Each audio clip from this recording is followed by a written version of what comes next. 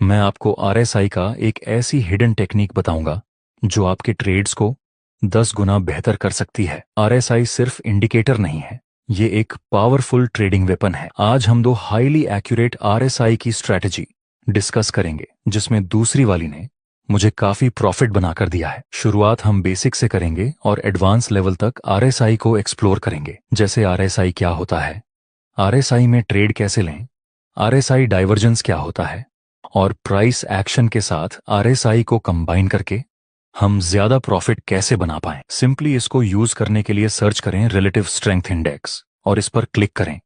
फिर आरएसआई आपके ग्राफ में प्लॉट हो जाएगा। इसमें मेन 3 इंपॉर्टेंट लेवल्स होते हैं, 30, 50 और 70। जब प्राइस 30 के नीचे होता है तो इसका मतलब है स्टॉक अभी सस्ता है या ओवरसोल्ड है, और जब प्राइस 70 के ऊपर होता है तो इसका मतलब है स्टॉक अभी महंगा है या ओवरबॉट है। आइए पहले स्टैंडर्ड स्ट्रैटेजी के बारे में डिस्कस करते हैं। इस स्ट्रैटेजी में लोग क्या करते हैं कि जब आरएसआई 30 के नीचे होता है तब वे सस्ता स्टॉक समझ के खरीद लेते हैं, और जब प्राइस 70 के ऊपर हो तब स्टॉक महंगा समझ के बेच देते हैं। जैसे यहाँ आरएसआई 30 के नीचे था तो ये एक बाय करने का सिग्नल हुआ और प्राइस ने ऊपर की तरफ मूवमेंट दिया भी, और यहाँ आरएसआई 70 के ऊपर था तो ये सेल करने का सिग्नल हुआ और प्राइस ने नीचे की तरफ मूवमेंट दिया भी।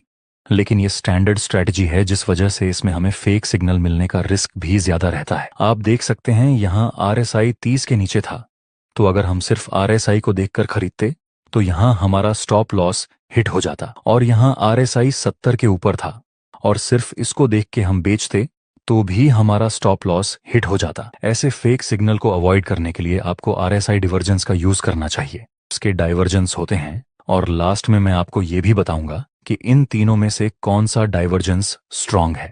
ए, जब price lower low and lower high के स्ट्रक्चर में नीचे आता है, लेकिन RSI higher high and higher low के स्ट्रक्चर में ऊपर की तरफ मूव करता है, तो इसको हम आरएसआई बुलिश डिवर्जेंस बोलते हैं। उसी तरह जब price higher high and higher low की फॉर्मेशन में ऊपर की तरफ मूव करती है, लेकिन RSI lower low and lower high की फॉर्मेशन बनाता है, तो ऐसे डाइवर्जेंस को हम बेरिश डाइवर्जेंस बोलते हैं। बी, दूसरा डाइवर्जेंस है जब मार्केट नीचे आ रहा होता है और नया लो नहीं बना पाता पर डबल बॉटम बनाता है, और नीचे आरएसआई भी higher high and higher low की फॉर्मेशन बनाने लगता है। ये एक बुलिश डाइवर्जेंस है, लेकिन स्ट्रॉन्ग बुलिश डाइवर्जेंस है। ये स्ट्रॉन्ग बुलिश डाइवर्जेंस क्यों है, इसका लॉजिक मैं आगे बताऊंगा। जब market higher high and higher low के स्ट्रक्चर में ऊपर की तरफ मूव करता है और नया हाई नहीं बना पाता पर डबल टॉप बनता है, और नीचे RSI lower low and lower high के स्ट्रक्चर में नीचे गिरने लगता है, तो ऐसे डाइवर्जेंस को हम स्ट्रॉन्ग बेरिश डाइवर्जेंस बोलते हैं। सी, तीसरा डाइवर्जेंस है कि जब प्राइस नीचे आती है लेकिन आरएसआई डबल बॉटम बनाता है या फिर आरएसआई फ्लैट हो जाता है। ये भी एक बुलिश डाइवर्जेंस है, लेकिन ऐसे डाइवर्जेंस हमारे कोई काम का नहीं। ऐसे ही प्राइस अप ट्रेंड में मूवमेंट करती है पर आरएसआई फ्लैट हो जाता है या डबल टॉप बनाता है। ये भी एक बेरिश डाइवर्जेंस है, लेकिन इसको भी हमें इग्नोर कर देना है। सी, डाइवर्जेंस को हमें इग्नोर करना है। बी, डाइवर्जेंस स्ट्रांग है क्योंकि यहां देखिए मार्केट नीचे नया लो नहीं बना पा रहा। अगर यहां सेलर्स सेल करने में ज्यादा इंटरेस्टेड होते तो हमें नया लो दिखने को मिलता, लेकिन ऐसा नहीं हुआ, जिस वजह से हम बोल सकते हैं कि यहां सेलर्स कमजोर हो रहे हैं और नीचे आरएसआई भी बुलिश डाइवर्जेंस शो कर रहा है। यहां हमें प्राइस में और आरएसआई में दोनों में सेम सिग्नल मिला सेलर्स की वीकनेस का, इसलिए ये एक स्ट्रॉन्ग बुलिश डाइवर्जेंस है। ए, डाइवर्जेंस नॉर्मल है क्योंकि अभी ये प्राइस तो नीचे मूव कर रही है, प्राइस में हमें कोई भी ऐसा सिग्नल नहीं मिला कि सेलर्स कमजोर हो रहे हैं। यहां सिर्फ और सिर्फ आरएसआई में ही सिग्नल मिल रहा है बुलिश डाइवर्जेंस का, इसलिए ये डाइवर्जेंस नॉर्मल है। और सी डाइवर्जेंस में तो प्राइस में भी कोई डाइवर्जेंस नहीं मिलता और आरएसआई भी सिर्फ फ्लैट है, इसलिए ऐसे डाइवर्जेंस को हमें इग्नोर कर देना है।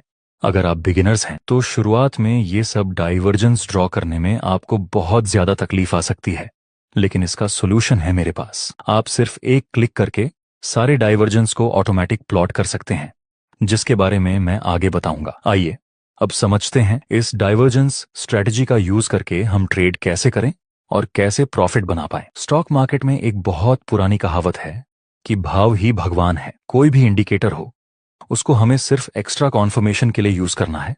सिर्फ इंडिकेटर के बेस पर हमें कोई ट्रेड नहीं लेना है। आप देख सकते हैं मार्केट अभी lower low and lower high के स्ट्रक्चर में नीचे आ रहा है। नेक्स्ट प्राइस नया लो नहीं बना पाता और डबल बॉटम की फॉर्मेशन बनाता है, जो कि एक बुलिश पैटर्न है। अगर हम आरएसआई को देखें तो उसने भी हमें बुलिश डाइवर्जेंस शो हो रहा है। अभी इस लेवल ने यहां रेजिस्टेंस का काम किया था, वहीं आगे जाके सपोर्ट का काम करेगा। ब्रेकआउट देने के बाद प्राइस रिटेस्ट के लिए आता है। ऊपर से बुलिश और कॉन्फर्मेशन कैंडल की फॉर्मेशन मिली। प्राइस में हमें सेलर्स की कमजोरी दिखाई दे रही है और आरएसआई में भी बुलिश डाइवर्जेंस मिला। इस वक्त प्राइस और आरएसआई दोनों सेम सिग्नल दे रहे हैं। अब हम इसमें बाय में एंट्री कर सकते हैं। स्टॉप लॉस इस बुलिश कैंडल के लो से थोड़ा नीचे और प्रॉफिट टारगेट रखेंगे 1 से 2 या फिर नजदीकी रेजिस्टेंस के पास। आपको क्या लगता है हमारा प्रॉफिट टारगेट हिट हो जाएगा?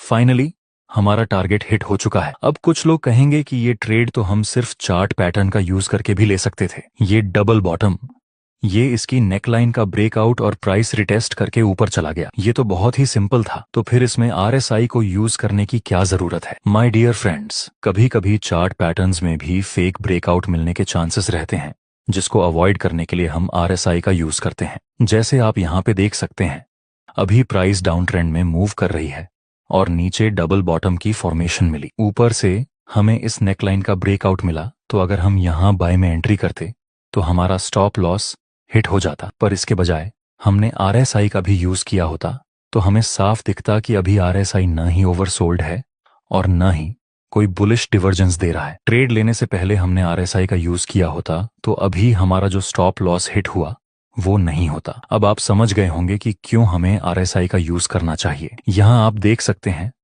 Market lower low and lower high के स्ट्रक्चर में नीचे आ रहा है, जिसमें पास ये एक इंपॉर्टेंट रेजिस्टेंस लेवल है और ये लेवल भी हमारे काम का है, जो अभी अभी नीचे ब्रेक हो चुका है। आइए देखते हैं आगे क्या होता है। नेक्स्ट टाइम प्राइस ने इस मेन रेजिस्टेंस लेवल को अप्रोच किया और शूटिंग स्टार और कॉन्फर्मेशन कैंडल की फॉर्मेशन मिली, वो भी मेन रेजिस्टेंस लेवल के पास।